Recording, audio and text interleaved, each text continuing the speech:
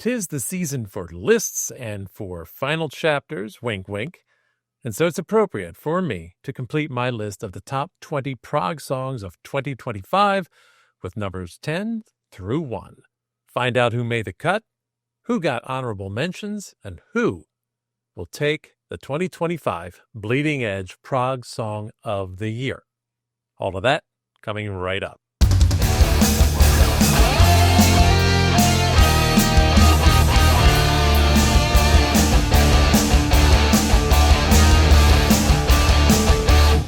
Hey there, fellow prog noggins. I am Dave, and welcome to Bleeding Edge. So, as you know, we counted down numbers 20 through 11 earlier this week, and now it's time to finish off the list. So, for quick review, this is for songs released as either singles or on albums during the 2025 year only. One or two have had to wait until 2026 because of release delays. No worries, they will be back for sure. It's worth noting that the rankings are mostly for dramatic effect. And only the final three are what I would consider to be locked into place, especially number one. The rest could move up and down. They could be at different numbers. They could all be the same number at any given day based on my mood, as it turns out on the day. That's how close these songs are for me. There's just so much great music this year. And honestly, you know what? I kind of hate to rank them, but, you know, when in Rome, as they say, you do what you do. You make a list. So, also, if you want the playlist of my original list, including all 33, 34 songs that I originally had on there but could not obviously put all in the top 20, you will find that list in the description, both for Spotify and for Apple Music, whichever those two you play. If you regularly use something different, sorry, did my best. So, let us resume the countdown with, what else? Number 10. The thunder and rain start, the paving stones melt, and oddly the first spots make Orion's belt as you queue at the bank for an hour. Steven Wilson, the inimitable Steven Wilson. Of course you knew he was going to show up in this somewhere, probably, with the overview. And as you know, that actually includes two super-length songs. Now, what I did was pick out of it from the broken down tracks where there are more than two tracks. I'm certain some of you are out there screaming, gnashing your teeth, pulling your hair out, calling me heretic, getting your pitchforks and torches ready to come storm my house because how dare you, Dave, break a part of the song out? Well, sorry, that got to be me. I'm living how I live, and I didn't want to put the full 20-minute song on here. And honestly, when I listen back to it, this is how I listen to it. So the section I chose is from the song Objects Outlive Us, the section Objects, Meanwhile. So Objects Outlive Us, Objects, Meanwhile. You want to scream foul on that, you're free to do so. I understand why you do, and just understand why I'm doing what I'm doing, because this is the way I'm going to listen back to it. As you would expect from a Steven Wilson joint that is promising to get back to the more progressive Steven Wilson and get away from the electronic experimentations and the more unusual stuff he did. This one is spacey, both sonically and thematically, pun intended fully. We've got this juxtaposition of the grand expanse of space with everyday life, lyrics provided by Andy Partridge of XTC. Kind of surprising because Steven himself is an excellent lyricist, so I know he was going for a certain tone for the song, a certain slice of life thing that I guess he feels Andy does better than he does. Kind of surprised to hear that. I think they probably could have done equally well. But hey, it's Steven's album. He gets to do what he wants. And if he is very satisfied with what Andy did, I have no reason to complain either. I'm pretty damn satisfied with it. As we know, Steven is known for his tendency towards depressing songs. But at the same time, this is a bit of a reminder. Steven can craft pop songs with the best of them, and I think this song shows that off. Even though it's a prog kind of song, it's definitely got a pop flavor and a pop vibe. It very much immediately grabs you. It's got a little bit of a hook to it. It's got a nice lilt to it. When you talk about XTC, they were a bit of a prog pop band, I guess you could call them at times, so that's where you get it. And that Pink Floyd flavor is still there. You have this lovely interplay of guitar and piano going on that's backed by a light groove from the rhythm section. Really nicely done. We get a nice guitar solo in the middle of it that decorates the thing. And did I mention the vocal harmonies? Lovely, wonderful vocal harmonies. I keep saying lovely, but this is such a wonderfully crafted song. It really is. And it is the best section of the particular song it's on. And as you might guess, in my opinion, the best particular section on the whole album. But it all just sounds so perfectly put together, so wonderfully crafted. And the second half of the song is introduced by a provocatively punchy bass line that then transitions into an all-out jam of virtuosity. Full-on display. Guys are kicking ass. Absolutely excellent. It transitions then into a spacey soundscape before the pop elegance of the main melody returns to bring us back to earth.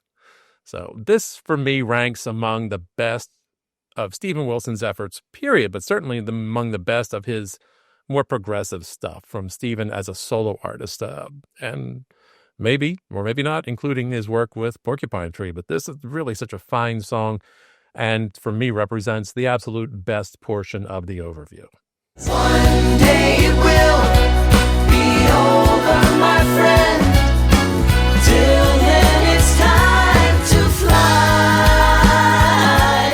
Coming at number 9, we have another in what seems to be a slew of Neil Morse projects going on. Another supergroup of sorts with Neil Morse and Chester Thompson, Phil Keaggy. The album is Deep Water. The band is Cosmic Cathedral. This song, Time to Fly.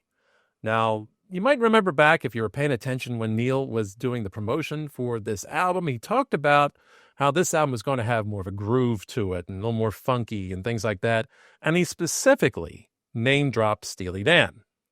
Now, I got to say for me, I don't know about you, I'm not quite sure. I feel like the whole project fulfilled that promise to have this extra bit of funk and a Steely Dan vibe, but this song sure as hell does.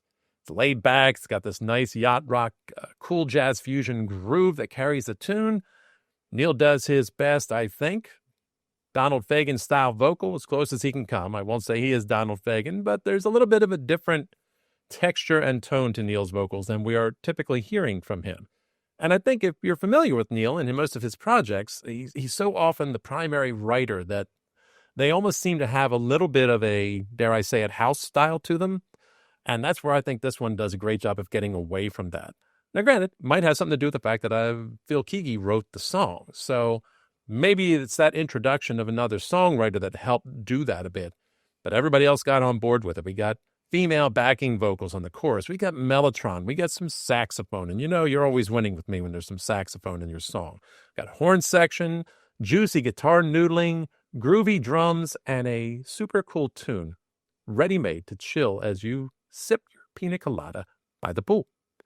Now, for me, I wish the whole album had sounded a bit more like this. It absolutely probably would have catapulted it right to my top 10. But overall, such a cool tune, and I am so glad that, at least in this example, in that album, they met that promise of sounding a bit like Steely Dan.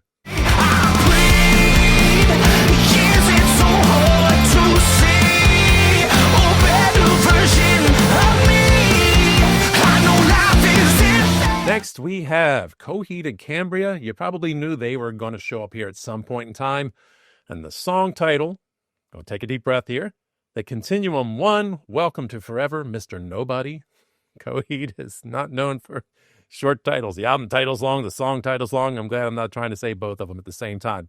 This one comes right out of the gate with this sinister, ominous power chords that jumps straight into a nice staccato, crunchy verse that still has the melodicism in it. Typical, standard, classic Coheed and Cambria style, and then it just shifts into this immediately catchy chorus. Great work on these guys' part. They just always find a way to keep it fresh, and yet you always know it's them. Just classic Coheed and Cambria. And no one out there really, I think, blends the complex metal and pop songcraft as well as Claudio and company. And this one is all in service of this grand sci-fi story they've been telling for over 2 decades. And yet the song stands perfectly well on its own. It's not one of those ones where you're feeling like you hear part of a story and you're wondering where the rest of it is. It stands on its own, has a little bit to say, great lyricism in it, and the phrasing is wonderful. Claudio does just a bang-up job, and I think that's part of the pop melodicism that is part of a Coheed and Cambria song. Just invites the listener to sing and air guitar along with the band right from the get-go. This, for me, is another in a long list of classic songs from these guys.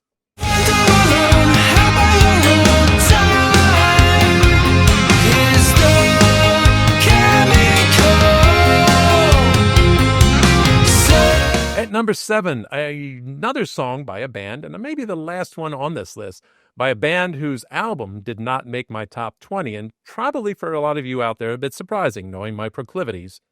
But then again, if you know my proclivities really well, you probably will understand why. Between the Buried and Me, the title track from the Blue Nowhere.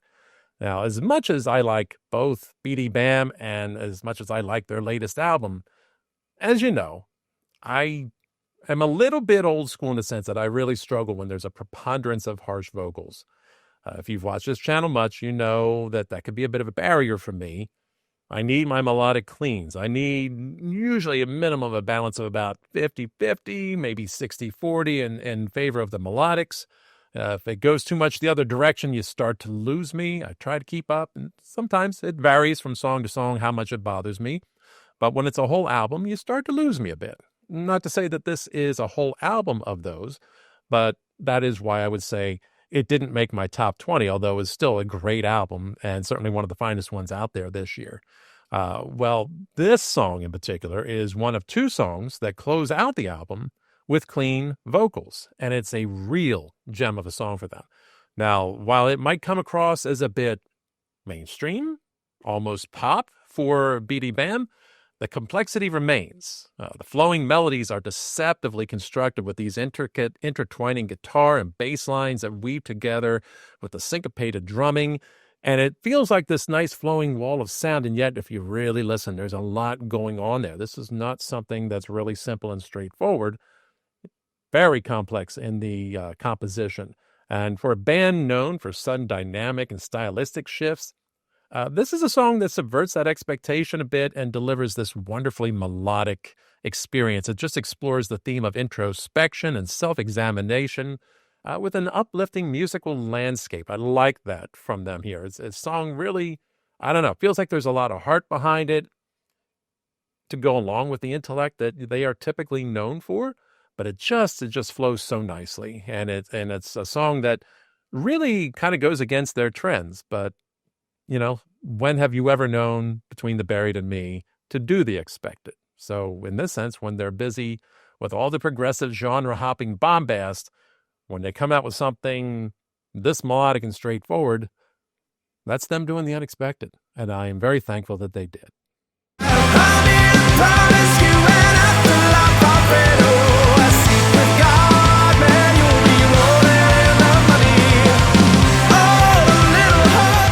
Next, we have an album that really took things by storm, snuck in at the very end of the year, just in time to make a lot of these lists.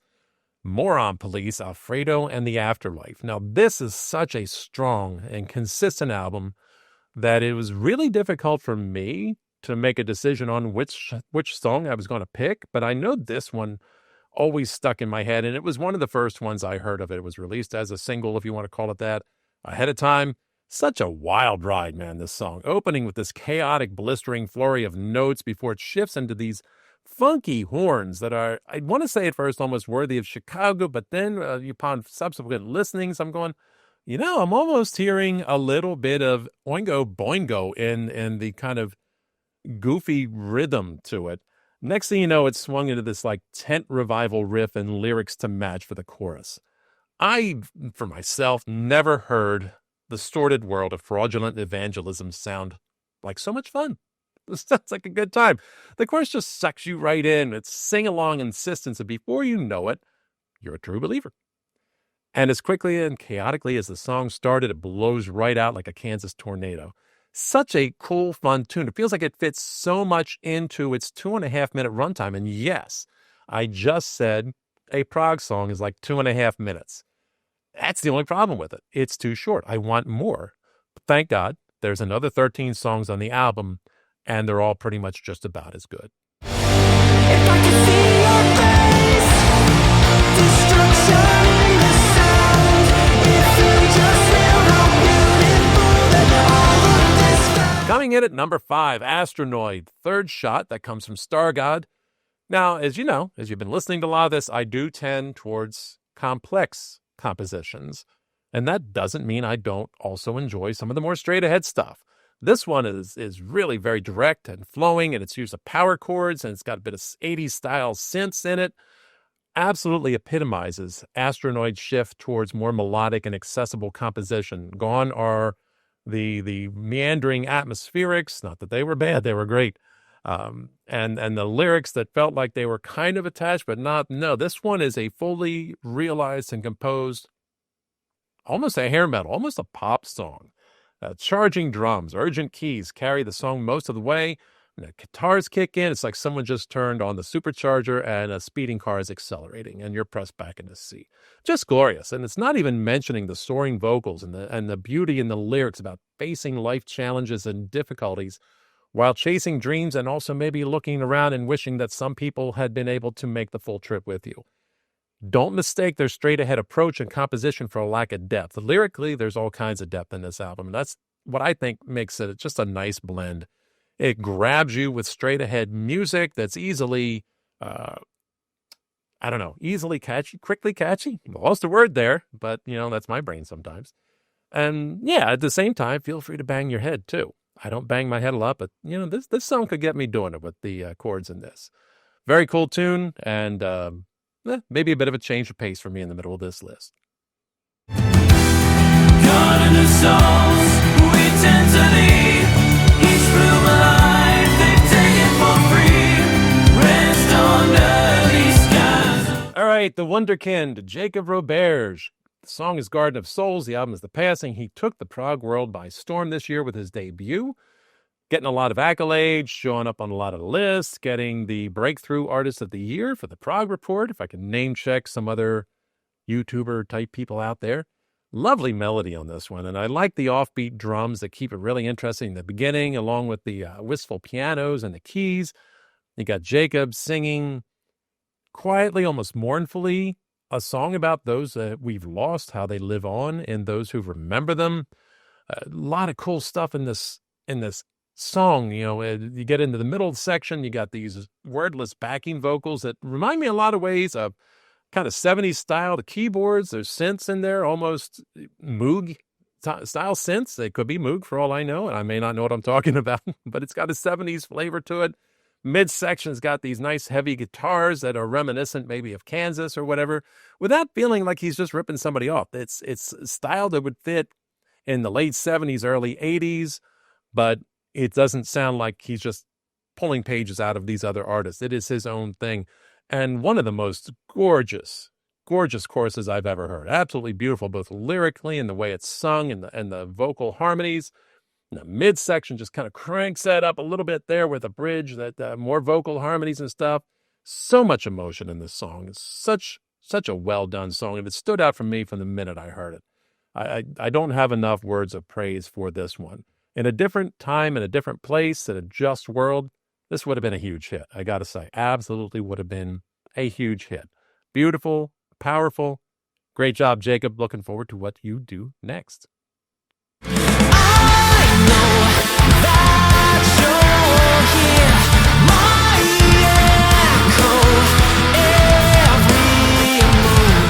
All right, and now we are into the home stretch, the top three. These are the only ones I would say probably were fixed in their positions, give or take, at least in the top three.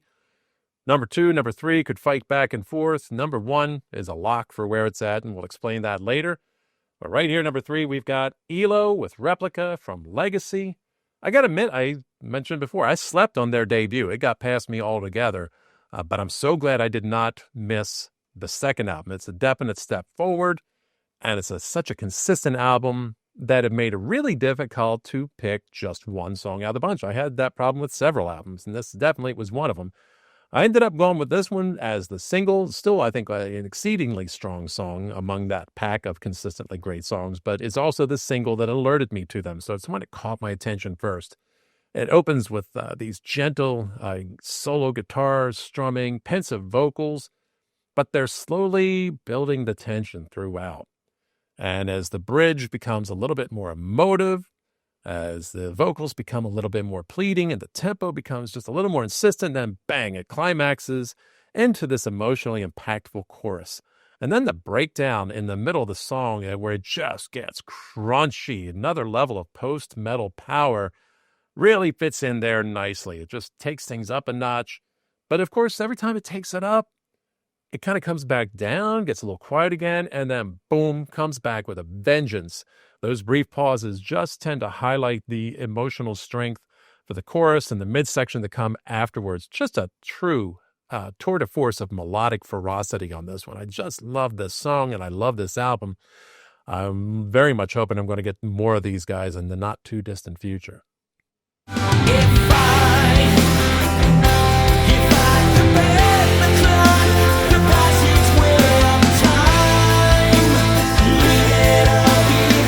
And here we are. You knew somewhere along the line this shirt was not meant to be predictive. It was not foreshadowing, just what I pulled out of the drawer today. But Dream Theater, you probably figured they were showing up. The return of Mike Portnoy, the prodigal drummer, back to the band has obviously been one of the biggest things this year. The album has just been very, very well received. And this song, Bend the Clock for me, is the big standout. And interestingly enough, it is probably, in many ways, the least Dream Theater-y of the Dream Theater songs on here. You got a lot of big concepts. You've got a lot of big, long songs. You've got all these instrumental shifts and time signature shifts and tempo and volume shifts throughout the album. You got all these twists and turns that you know as being part of Dream Theater. And yet here we go, not quite mid-album, but close to it. This ballad, this mid-tempo ballad is the tone shift that I think for me was just about perfectly placed in the album. Restraint takes precedent over bombast. Melody supersedes technicality. Dream Theater here is hearkening back to some of their earliest days with just a heartrending slice of songcraft that I feel like I haven't heard from them quite in this way for a while. James Labrie is completely on point with his vocals. He's found a really nice sweet spot with his latter career vocal range. The backing vocals come in and just really enhance the emotion in just the right way. I feel like they don't always make as much use of backing vocals as I'd like to hear them do. They do a great job with it here. Petrucci gives us not one, but actually two great solos. The first one is very, very restrained in the sense that I think it's almost like, as opposed to being improvised, it was crafted, it was written as it is. It really stays within the confines of the song itself. And then in the latter part of it that ushers the song out, he is absolutely channeling his inner David Gilmour. Just the right interplay between notes and space, feel, all that kind of stuff. Such a cool thing. And for once, I don't feel like my ears are going to bleed by the time he's done. And not that I don't love hearing him absolutely peel the paint off the walls with his solos, but I love it too when he does this. It's easy to forget with all the technicality that John Petrucci absolutely can play with so much feel and so much emotion. And I'm so glad he did that on this one. And it absolutely fits the song. And kind of cool to hear a song with a fade out. How often do you hear that anymore? It's kind of a little bit of a throwback. I kind of dug it. For me, it's been decades. Honestly, I'm not lying. Decades since I felt moved, emotionally moved by a Dream Theater song like this one did. Thanks, guys.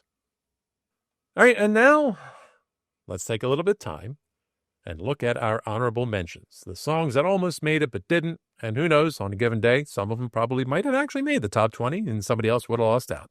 Here they are.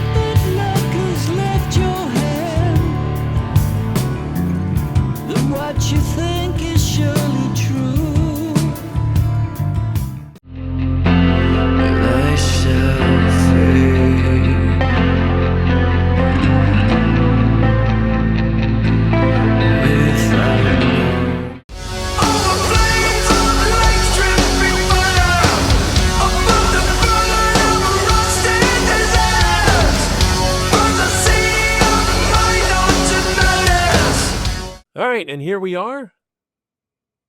Everything out of the way. Big drum roll. Time for the Bleeding Edge Progressive Rock Song of 2025. I may not reach beyond the stars.